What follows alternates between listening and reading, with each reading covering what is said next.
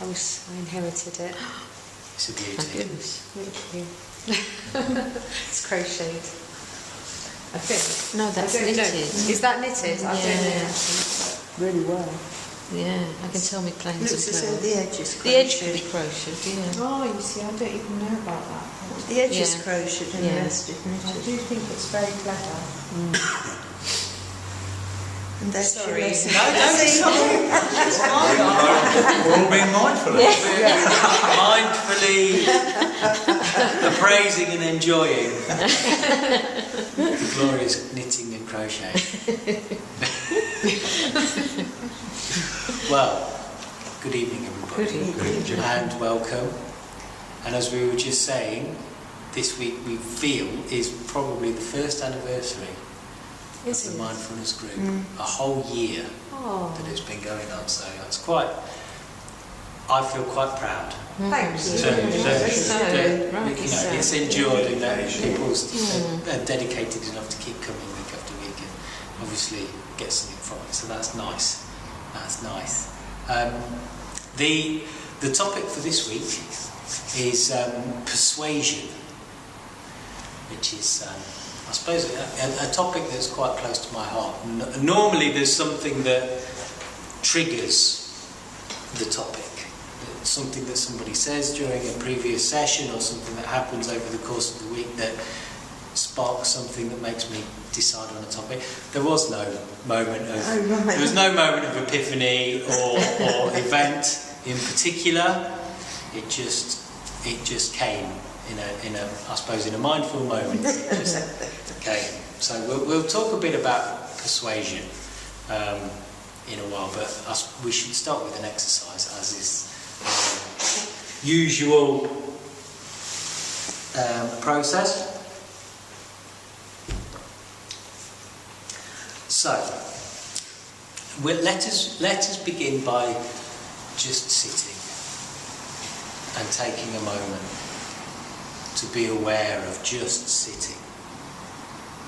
So turn your awareness and your attention to nothing more complicated than the weight of your body sat on a chair in this space, in this moment. And just become aware of the body and how the body is positioned. Be aware of the spine.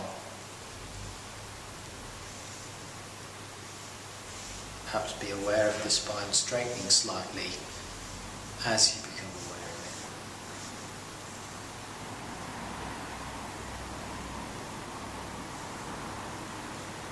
it. Be aware of the shoulders and the neck.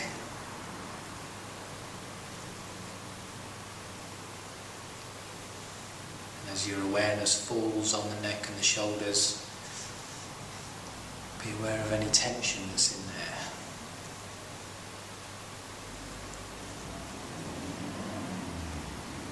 Be aware of that tension releasing as you become aware of it.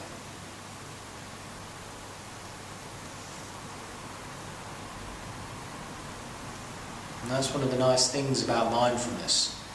Just by bringing that to your awareness, by bringing tension or stress to your awareness, you can then, it almost dissolves away by itself.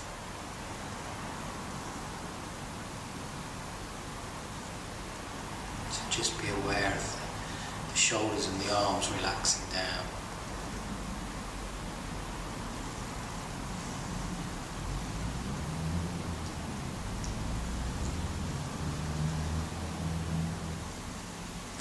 And become aware of the feet grounded on the floor.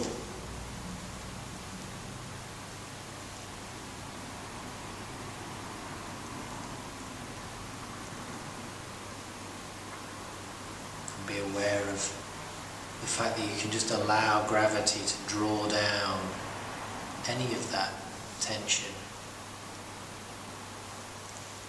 any of that anxiety, down through the spine, through the hips, down through the legs and just down into the floor.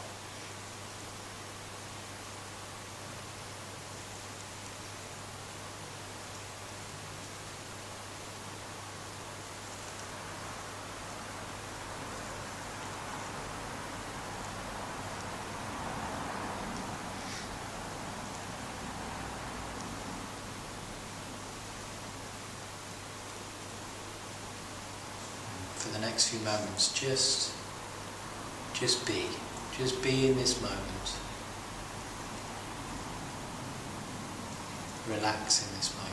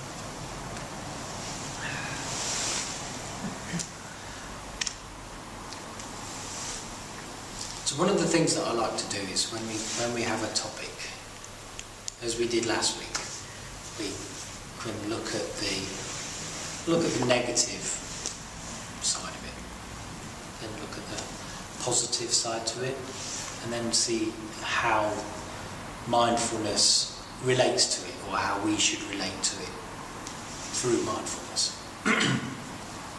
And persuasion is all around us. We are constantly being persuaded in a variety of different ways. Anybody have any thoughts on some of the ways that we are persuaded? Or advertising. I mean, that's the prime example. You sit on the television and there are people trying to persuade you to buy stuff. You walk into the supermarket and not only do they have all of the advertising in there and the point of sale billboards, but everything down to the way the shop is arranged, the way the shelves are stacked, the order that it's all stacked, everything is all geared towards persuading you to pick things up, put them in your trolley or basket and part with your hard-earned cash. So yes, we are constantly being persuaded to part with our money and buy services and products. You know, we get phone calls all the time from people persuading us to upgrade to this or to take out this particular policy or consider this. And we are also persuaded by people around us. I have children. My children are very persuasive. We need those chocolate biscuits, don't we? Especially in shops. The number of times I leave the supermarket with particularly my son in tow, swearing that I will never take him into the shop with me again when he says, "Dad, could I come with you to the shop?" Because I'll only be popping in for milk, and then I'll leave £15 worse off. Because for some reason I've got whatever Minions in the back. But it's not even that, it's stupid stuff. It was like, "That bread, Dad, looks really nice, we need some of that bread." It's not even sweets, it's all sorts. But kids, certainly, children, those of us that have children or will know that kids are particularly persuasive, and our friends and family may be persuasive. My wife is quite persuasive. I try to be persuasive. I'm always trying to persuade her into certain things. Then there are, the people that we work with or work for, who are perhaps trying to persuade us to work harder, work longer, take on this responsibility, take on that particular job. Our friends and acquaintances persuading us to help out potentially in particular ways with certain things, or even persuade us to go on a night out or for a drink, whatever it may be. There's this constant barrage of persuasion.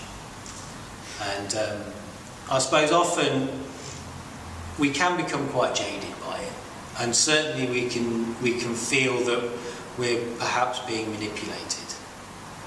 So I think certainly with the advertising and the sales side of things, it's easy to feel that you're being manipulated. And maybe in work as well, some of us that have perhaps got unscrupulous bosses, or people that try to put responsibility on us that we don't really feel we want to take on. We feel that we're being manipulated into doing things that we don't want to do. So that's kind of I suppose the negative side to persuasion, this constant barrage of buy this, do that, take on this, buy this bread, Dad, pick up these chocolate biscuits. And the manipulative side of it, we feel, can be quite bad. So is there a positive side to persuasion?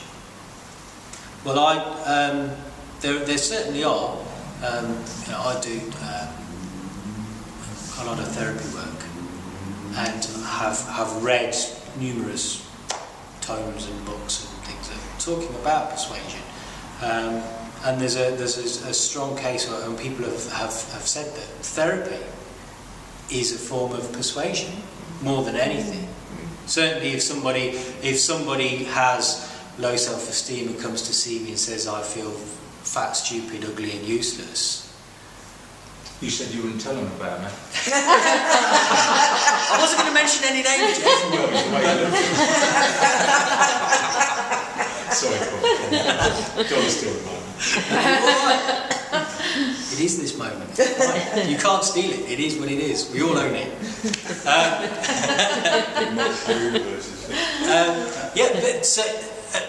But if somebody, whether it's Jez or anybody else, comes and says, or even a friends do it to us.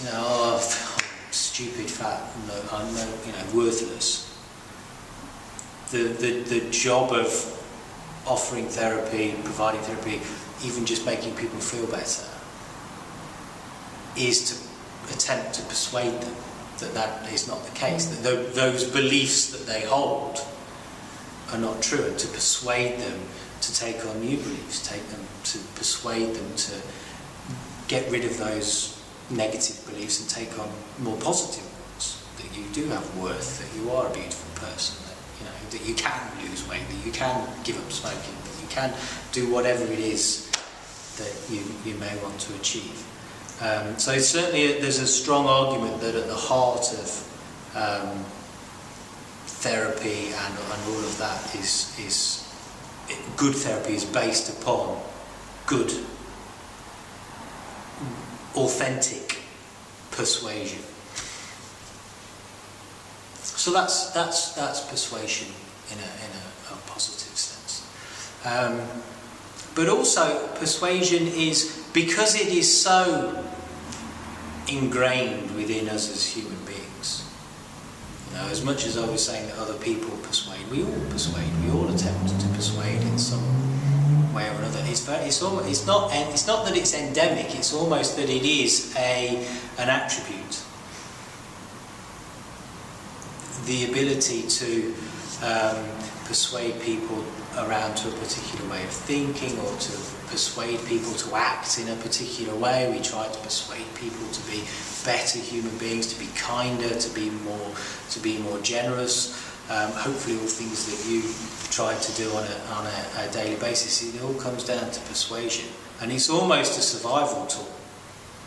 As much as we strive to survive through all of those other subconscious activities that we have, unconscious activities that we have for self-preservation, persuasion fits into that same bracket. The ability to persuade people to support you and to team up with you and to act together and all of that kind of stuff is a skill, and it has a quality to it,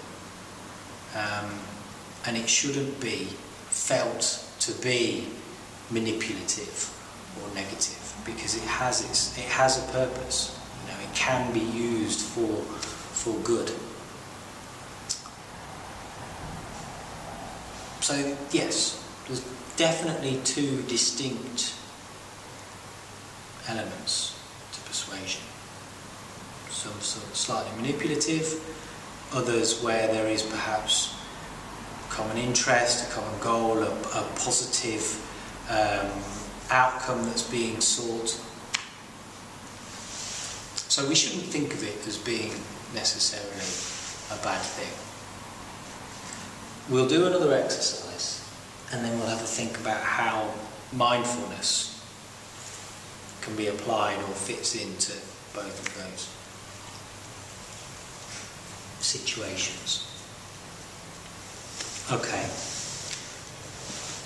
let's have a nice listen. Have a nice listen. So close your eyes if you wish, or keep them open if you wish. It's entirely up to you. And just bring your awareness to what you can hear. And for the next few moments, just be aware of sound. And if thoughts and ideas come into your head, it doesn't matter. It doesn't matter if thoughts and ideas pop up. Just be aware that thoughts and ideas have crept in, and just bring the awareness back to listening.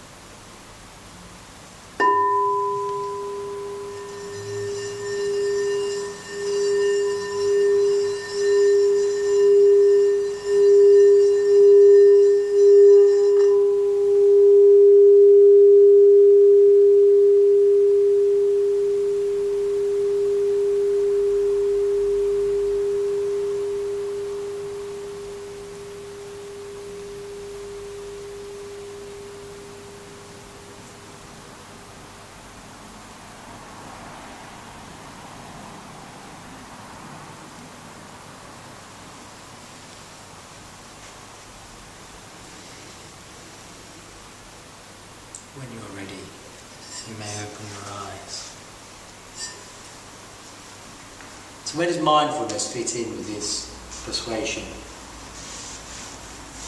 malarkey? So the essence of being mindful is obviously first and foremost to be in the present moment, to be aware of the now in this moment. And it's also to be aware of what's going on around you and what's going on inside of you, and to be able to accept the present moment and accept that you are aware of. So thinking about those more negative sides to persuasion, the salesy stuff, the advertising. If you're in the moment and you're aware and you are accepting, then chances are you will be less likely to succumb. That's the word I was looking for. Didn't quite right. Or less likely to succumb unconsciously. You know, less likely to walk round the supermarket like a zombie, just picking, oh, 2 for 1 on the Maryland cookies. You'll be aware, and you'll be able to make informed decisions. You'll be able to respond appropriately to the aggressive marketing. And actually be able to say, do I really want Maryland cookies today? Or am I going to splash out by some Fox's biscuits? But you'll be less likely to feel that you have been manipulated into doing something unconsciously, because you're very conscious, you're aware, you're in the moment, and you make informed decisions and informed responses based upon what you can see and what is around you. And then in terms of the manipulation of others, when you perhaps feel that you're being put upon, and people are making persuasive demands of your time or your skills or your, whatever, mainly time. If you are mindful and accepting, then firstly you're not going to judge. So you're not going to judge them for putting that upon you, because you will accept that that is the situation. Can't you just touch them a little bit? Pardon? Can't you just touch them a little bit? It depends how mindful you're being. If you're being truly 100% mindful, no. But if you're only being... Almost. I don't know, can you just be a bit mindful? I don't know. I think... Can you be mindful that you're judging? You can. Well, yes, you can. Yes, you could. Yes, you could. And then by being mindful of the fact that you have judged them for making that demand on you, Or just observing. then yeah, but then That's nicer. yeah, but then You've been reading the notes, haven't but then the next natural step is to kind of accept it then, because you go, oh, I'm aware that that's what I've done. Mm. I'm aware that I've made that judgment, and I've in my mind, or even out loud, I've called you this particular profanity. And then you will quite naturally think, actually, that's perhaps a little unjust, and you're only doing your job and you're being put upon by your superior, blah, blah, blah, blah, blah, and it all becomes a lot more accepted. Can I just come in and say something? Of course you can. It's an experience I experienced today, and I felt a little bit guilty about it. Right. I bought some plumbing stuff at a plumbing place in Dover. That's the best place to do it. It certainly is. And I didn't use all the stuff. Kept the receipt. And they've got two places I found out. One in Dover, I live in Dover. One in Dover and one in Ashford. I thought, when I'm working over at Ashford, I think I'll take it back up there. Because I found out the address, the postcode from the Dover shop when I phoned them up a couple of days ago or whatever. Took it back this morning. I said, I'd like my money back for these, please. I wasn't able to use them. Where did you get them from? He said, Dover. He said, I can't do that. I said, why is that? And he said, because you have to take it back to Dover. I said, okay. I felt a little bit put out, and I did judge. Because as I come out there was another couple of plumbers, and they went, "He's having a bad day, mate." You know, like that, and I thought, yeah, it might be. So I phoned the shop in Dover and said, "Do I need to bring this stuff back to you?" And they said, "Yes, you do."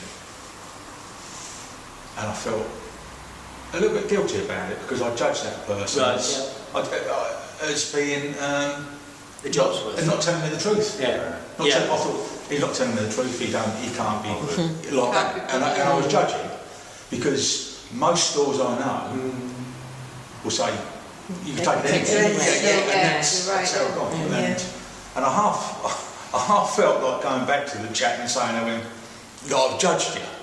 But I thought, no, because that will then harm him, because he'll know about it. So it's for me to deal with. And I took the stuff back to Dover tonight.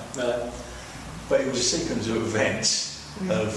Yeah, but that's, you know, it's nice that you had that, there was that mindful moment and there's that bit of realisation when you felt, actually, I've made a judgment there which was perhaps a little unfair. If you were being completely non-mindful, you would have harboured that all day, and you would have come here this evening still thinking, I can't believe that Rob so-and-so waiting for him at the end of his shift. And you'd have been going over and over and thinking, maybe I should have said this to him, I could have said that, and I could have said that.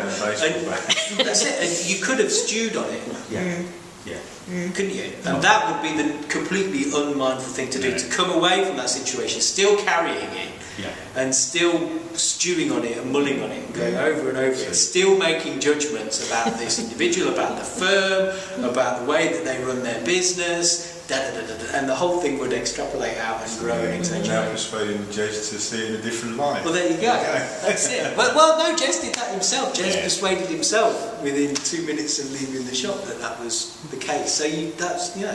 But I also persuaded myself to, let's check this out. See if he is. And if he had been, I would have taken it back in there. Yeah. I would have gone, excuse me, but I believe your policy isn't that, it's this. But that could be construed as making a mindful decision based upon, you know, you can think, there's nothing wrong with thinking, well, I'm here now, in this moment I am here. Rather than, you know, deal this at another time and go and put myself out. If I'm here and all it takes is a phone call, let's make that phone call. And if it turns out the company policy is to accept them wherever, then, you know, you would have been within your rights to do so. So I don't think you have any reason to feel guilty about checking up on him. I won't do. But you've since got your money back and the whole matter's resolved. That's all fine. I suppose what I was coming into, really, we've been given senses like touch, smell, and what we've been doing tonight, and that was one of my inbuilt senses, the senses of the mind. But I don't want to get too deep because I don't know enough about that stuff. You do. Well, I take over. But if we are mindful, then we can be aware of when we perhaps are being manipulated, whether it is somebody, you know, trying to just have a bad, you know, they're having a bad day and they don't, you know, they just want to put somebody out for whatever reason it might be. You can be aware of it and you can respond to it accordingly and appropriately, and also not judge, because we don't know, you know, the circumstances. We don't know. You know, maybe this fella, we can come up with all kinds of theories as to why he is the way he is. It doesn't do us any good. It doesn't do him any good. So we can be aware, and we can be aware of when people are attempting to manipulate, when people are attempting to influence, and respond appropriately. And that's what it's something that I often talk about, is the difference between responding and reacting. You know, a reaction happens like that. 3 milliseconds difference. Yeah, there is. That's all there is. The difference between a reaction and a response is a breath. That's all it is. Just that one mindful breath is all it takes. Sorry, darling. Are you struggling? Yeah. being very mindful, but I'm still struggling. That's all right. That's all right.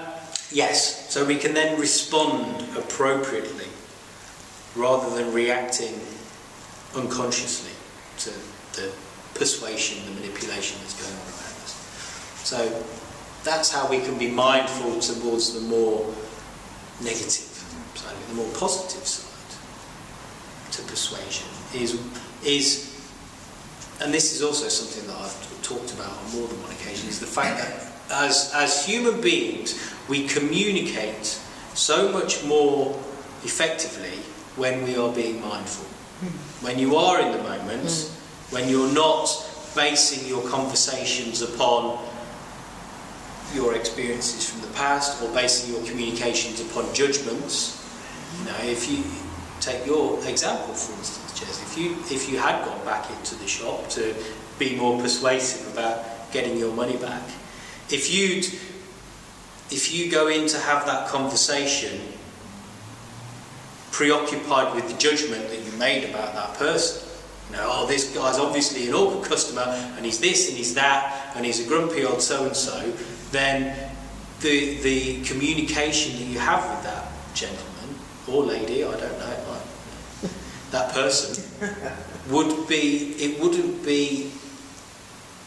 delivered mindfully and it wouldn't be authentic because it's all based upon judgments. But if you go into that conversation mindfully, in the moment, then you are able to communicate more effectively because you are aware. You're aware absolutely of what they are saying to you, what they are communicating to you, both verbally and physically with their body language, and your responses, your verbal responses and your physical responses will come from a place of mindfulness, so they won't be tainted by those judgments and they will be much more effective because you are much better able to not only understand the situation and understand what's being communicated to you because you're aware of it, but you're also able to empathise more effectively because you're aware. And if you can understand and you can empathise and you are listening and seeing as it is, as it unfolds, then your communication is so much more effective. And when it is like that, you are so much more persuasive. You know, there's a fantastic book that I've read called Flipnosis, and it's about persuasion. It's about being able to persuade like that, just in the moment. And there's lots of little anecdotes that it puts in here, but one of the best proponents of it, the ability to persuade like that, was Winston Churchill. He was absolutely fantastic when it came to that kind of thing. And there's one story that's in the book. And Winston Churchill goes to a very posh dinner, and he notices somebody taking the silver salt and pepper pots off the table and pocketing them. Now Winston Churchill could have just stood up and gone, oi. Oh no, actually no, they were on the side, that's it. They were over on the side, there were these silver salt and pepper things over there. And he saw somebody pick one off the side and slip it into his pocket. And of course he could have just marched over and had them out on it. But what he did is he walked over to where they were, right in front of them. And he picked one up as well and slipped it in his pocket. And says, we might as well both do it then, haven't we? He didn't really say anything more than that. And the guy realised who it was, realised that he'd been rumbled, and also realised what the effect was of this action. And he popped it back on the side. Winston put his out, put his back on the side. That was it. Nothing more was said. And there's loads of little ones, particularly of Winston Churchill in this book. Where he was just amazing speaker. absolutely phenomenal. But it's that incredible ability to be aware of people and to understand people. You know, he just gauged in that moment. He just gauged that fella and absolutely get without. He probably didn't even give it too much thought. He probably didn't. Came instinctive. He didn't think, oh, this is how I'll make you put that back. He just acted. He just responded to the situation because he read it absolutely perfectly, and it was intuitive. And that's because it came from a place of mindfulness. He was just absolutely mindful and was able to read and respond to the situations, and then be persuasive on the back of that. And the same with therapy. You know, when you're delivering therapy, you have to be absolutely mindful. You know, when people come to me, I am as mindful as I can be when they're talking to me and when I'm talking to them, because I need to just respond to what they're saying. I can't do it based upon any kind of judgment or preconception or even past experience of what I've said to other people. It has to be based upon the person that sat in front of me in that moment and what they are relating to me, in order to be persuasive, in order to convince them that they could think differently if they wanted to. And it's not about trying to ram an idea home. It's about persuasion. It's a lot more gentle, and that comes from. It has to come from a mindful place. So, and as we know, persuasion is a skill, and it's something that can be very beneficial to everybody. You know, you don't think of it as some Machiavellian activity where it's all about, you know, getting what you want.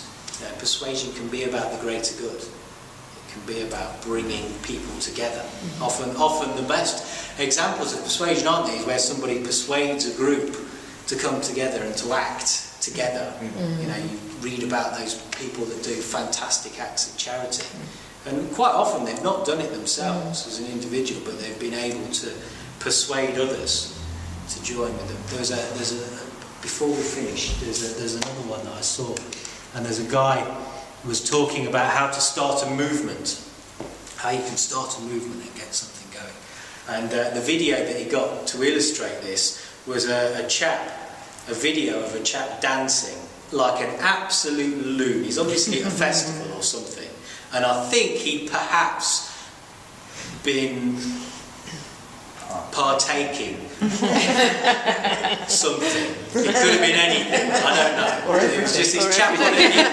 There's a chap on a hill in some field just dancing like nobody's watching. Absolutely. And then not that he's inviting people to come and join him, but a couple of people get up and start dancing with him, and then there's 2 or 3 people all like that, and then a couple more get up, and before long there's like 20 or 30 people all just going for it. And the guy that was giving the lecture was saying that the people, it wasn't down to him, the guy that started it, the guy that was dancing first. He actually wasn't trying to start the movement. He wasn't trying to get everybody involved. But it was those first followers, those first few followers that thought, that looks like fun, that got up and were brave enough to get up and join in, that actually started the movement. And they were the ones that did the real persuasion, because they joined in, and that was enough to persuade the others that it was all right. You know, that this one guy wasn't a crackpot, that it was okay, and that then persuaded the others to get up and join in and follow. So in terms of people doing things as a group, in terms of people persuading others to join, often it's not the person that necessarily starts it, it's the first followers that are the most persuasive, and they're the ones that are the real. I suppose it kind of goes back to what we were saying at the beginning, when I was saying about this being that it's been running for a year. We said, oh well, it's all down to you. It's not. I'm just the lunatic that started dancing. And you're the other lunatic. It's the first followers, you know, it's people like you 3 that came right from the beginning and it continued to come, that made it acceptable. that persuaded others to join. And you know, we've had, if you think about the people that have come and gone, and we've had some people who've come for maybe they've only come once. There are people that came for quite a few weeks and then dipped in and out, and then we get odd people that come and dip in. And it's all it's that has kept this. Well, my neighbour Sue came a couple of times. Yeah. Karen only said to me last week, you know, Susan, and then something I said to Sue, she's been watching it on YouTube. Oh, has she? Hi, Sue.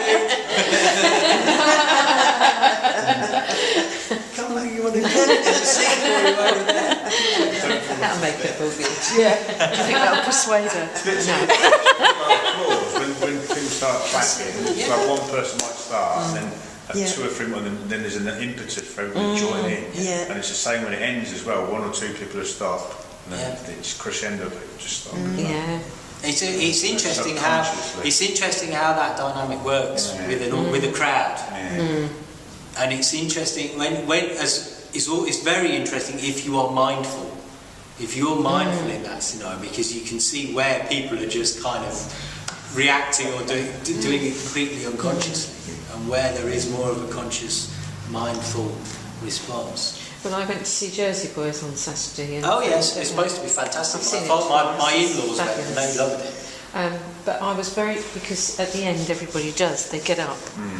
But there's just the odd 1 or 2, and I was very aware of them just sitting. Stay They put. won't. They stay put. Yeah. There's only 1 or 2, but they were. I'd be one of them. Which Yeah. you'd be asleep.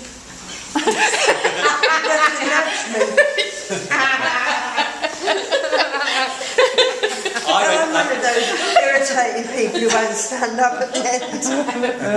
One of the times that I was most acutely aware, and actually acutely aware of being normal-ish, was I went to see the Rocky Horror Show. And we were going. I was very young at the time. I was only probably in my late teens, and me and my stepbrothers, we loved it. We loved the film, and we watched it, Lord knows how many times.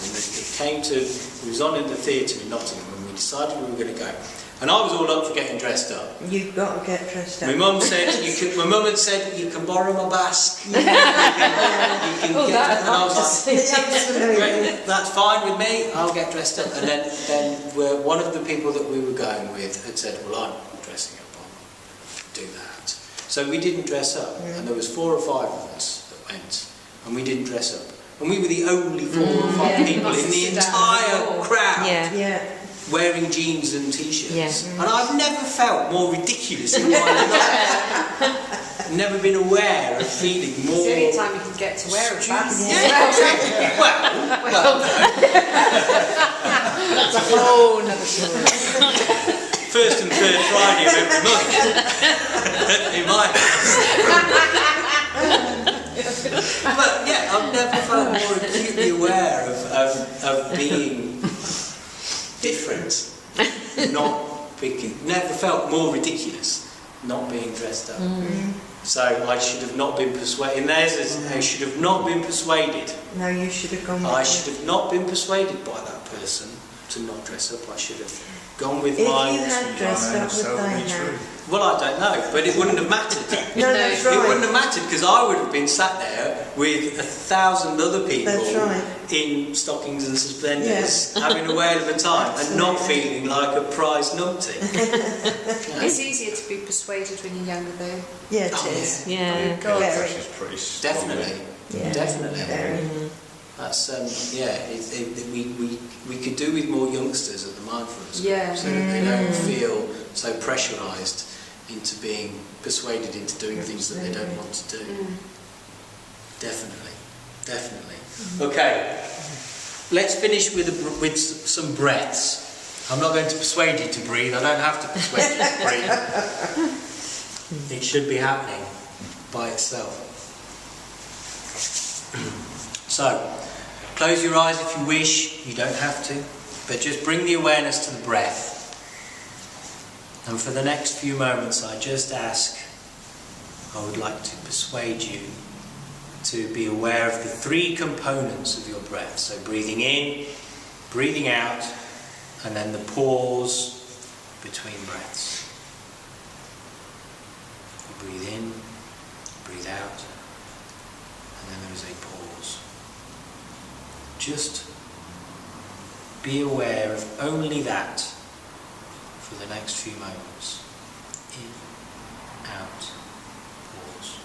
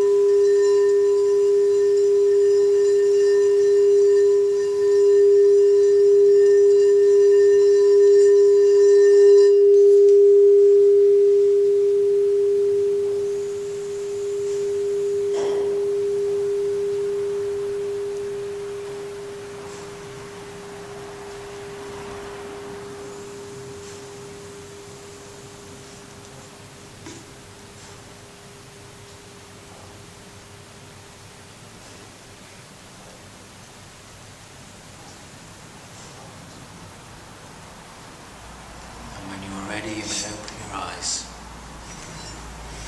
And remember, if you do feel as if somebody is attempting to persuade you, bring the awareness to the breath, because you can't be persuaded to breathe. So that will instantly bring you to a place free from persuasion, and then allow you to respond accordingly. Well, thank you very much, everybody. Lovely to see you this week, and I look forward to seeing you next time. Indeed.